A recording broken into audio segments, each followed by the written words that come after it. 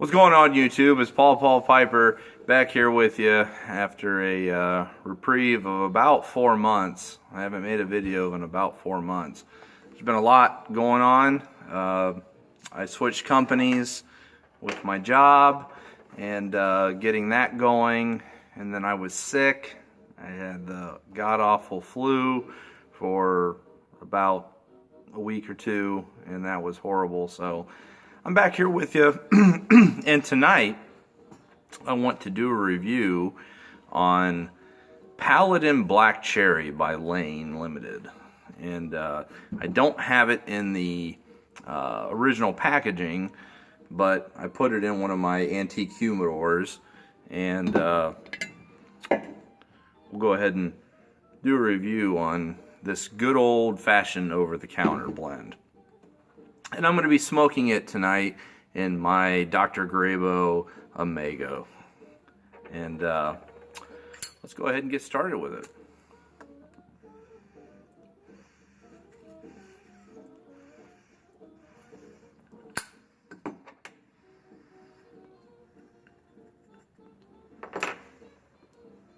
Now, Paladin's been around for a little while. I think at least since the 50s. Or 60s. I don't think it really dates to before that. It is a Burley and Virginia blend with a black cherry topping. And, you know, it's got somewhat of a following. I think for people who like over-the-counter blends that have a cherry flavor to it, you know, kind of your go-to is going to be Middleton's Cherry or Paladin Black Cherry. I know they have some of, you know, Smoker's Pride and, you know, that sort of thing. More of a bulk, over-the-counter, you know, cherry flavor. But if you're looking for the over-the-counter with a, you know, a standard pouch size, you're going to be looking at Middleton's Cherry or Paladin Black Cherry. And as far as impressions on this,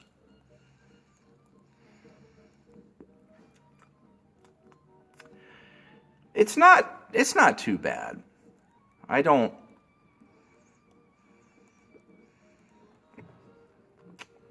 think that it's a bad tobacco for what it is. It's a little bit bitey, especially if you smoke it fast. I mean, it's laced in propylene glycol, and you're going to have that chemical flavor to it. But all in all, for an over-the-counter blend, it's not too bad. I think that if you're looking for a cherry flavor, I mean, if that's what your flavor of choice is, I think Cherry Bomb by CAO is fairly popular. Not something that I've tried before, but I think as far as comparing Paladin to Middleton's Cherry, I think that they smoke very similarly. I probably get more of a flavor of cherry coming through this Paladin Black Cherry than I do Middleton's Cherry. So if I were looking for an aromatic with a cherry flavor,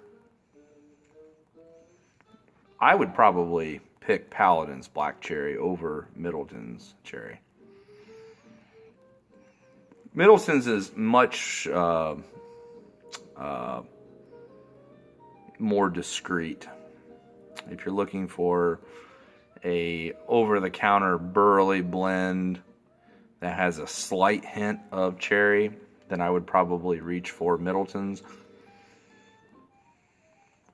But if you're looking for a little bit more of a cherry flavor in your over-the-counter American blend, then I would reach for Paladin.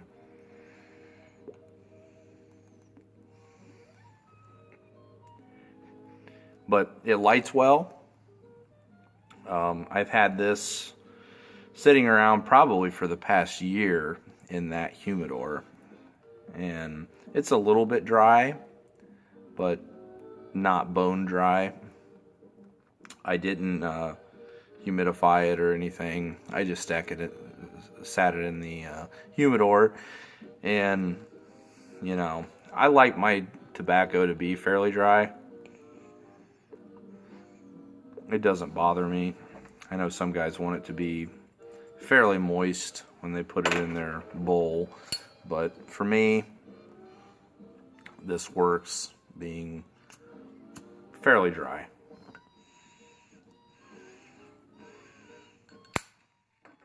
Now, as far as aroma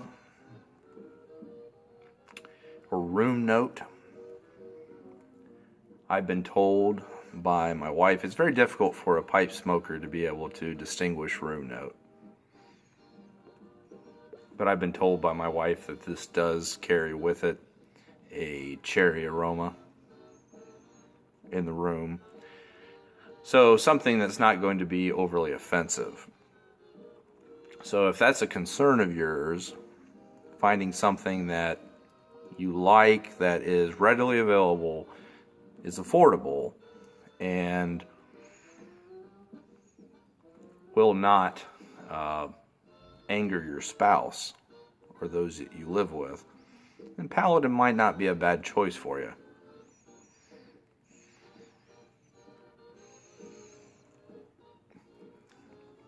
It definitely has a flavor and aroma of black cherry.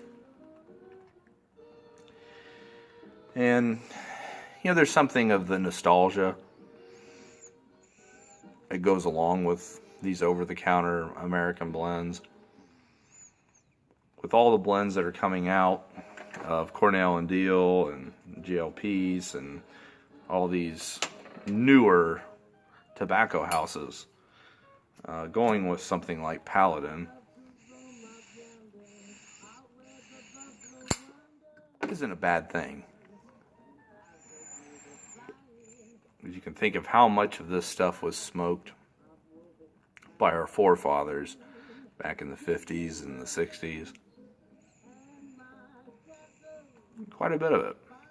And they were no fools. You can say that had they had the choice of one of the newer premium blends, would they still go with Paladin? Well, maybe not. But I'm sure some of them would have.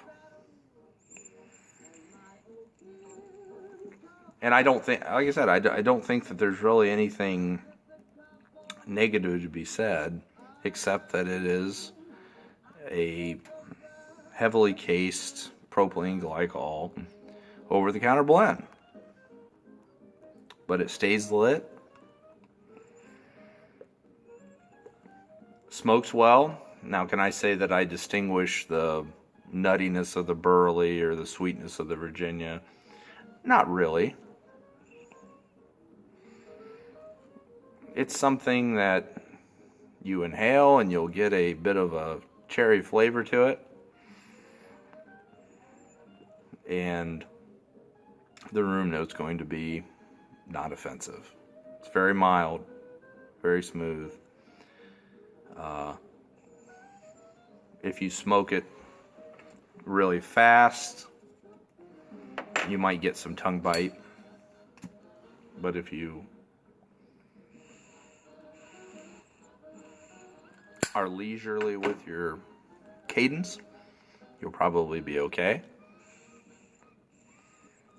But it's definitely something to try out. Now, is it going to be an everyday blend for most people? Probably not. There are much better pipe tobacco blends out there. But is it something to try for nostalgia purposes?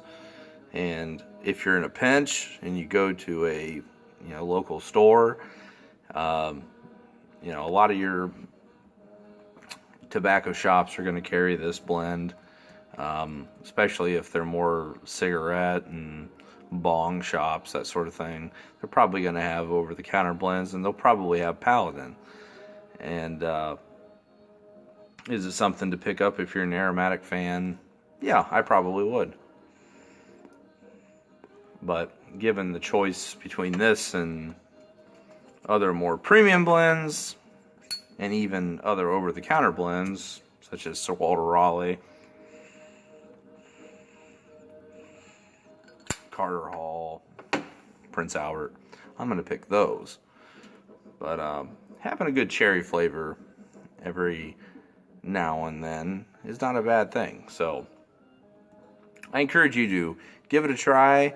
I'll give it a score of maybe 6.5 out of 10. And let me know what you think. Have you had it before? Do you like it? What do you think about it? And leave some comments. Like this video if you liked it. And again, everybody, I apologize that I've been away for a little while, but hopefully I'm back and I'll be able to make some more videos here more frequently. And I hope everybody's doing well, and I look forward to seeing you on YouTube. So until then, if the good Lord's willing and the creek don't rise, I'll see. It's been Paul Piper. Take care.